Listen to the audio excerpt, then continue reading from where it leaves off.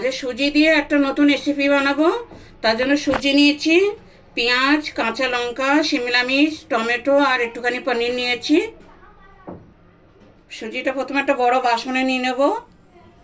1 বাটি সুজি নিয়েছি। 1 বাটি সুজি নিয়েছি, 1 বাটি দই নিলাম।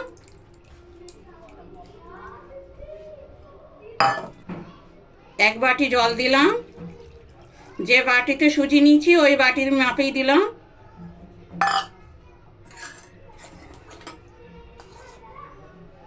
এবার এটা মেখে 10 মিনিট রেখে দেবো সুজিটা ফোলার জন্যে।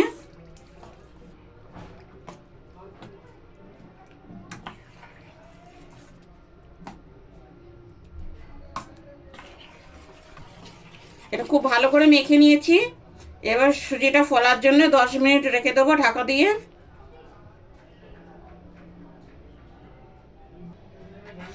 এটা আমাদের 10-15 মিনিট হয়ে গেছে। সুজিটাও খুব ভালোভাবে ফুলে গেছে। এবার এটা মিক্সিতে পিষে নেব।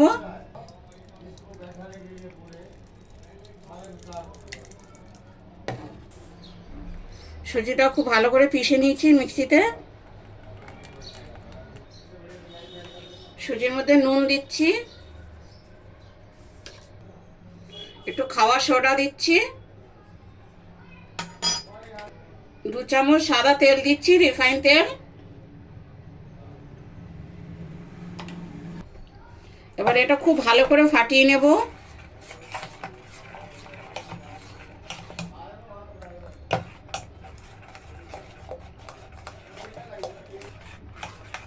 এটা খুব ভালো করে ফাটিয়ে নিয়েছি সুজিটা, সোডা তেল আর নুন দেওয়ার পরে।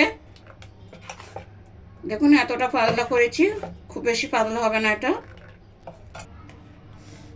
এটা বানাতে একদম কম তেল লাগে, 1-2 ফোঁটা তেল খালি দেবো। এবার এটা দিচ্ছি সুজি যেটা ফাটিয়ে রেখেছিলাম।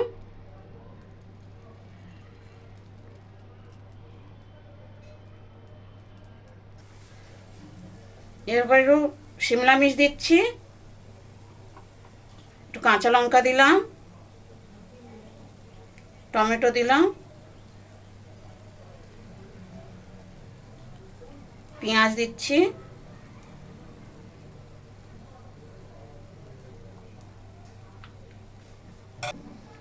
পনির দিচ্ছি একটুখানি। পনিরটা দিলে ভালো লাগবে বেশি।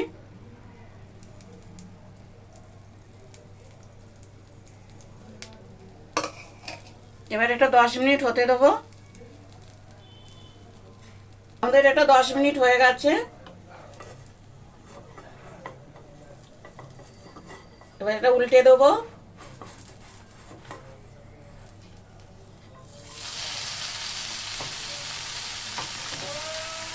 এটাও 10 মিনিট করে নেব।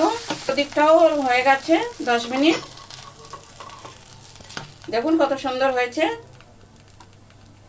এবার এটা নামিয়ে নেব। একটা আমাদের হয়ে গেছে, বাকিগুলো সব এরকমভাবে বানিয়ে নেব।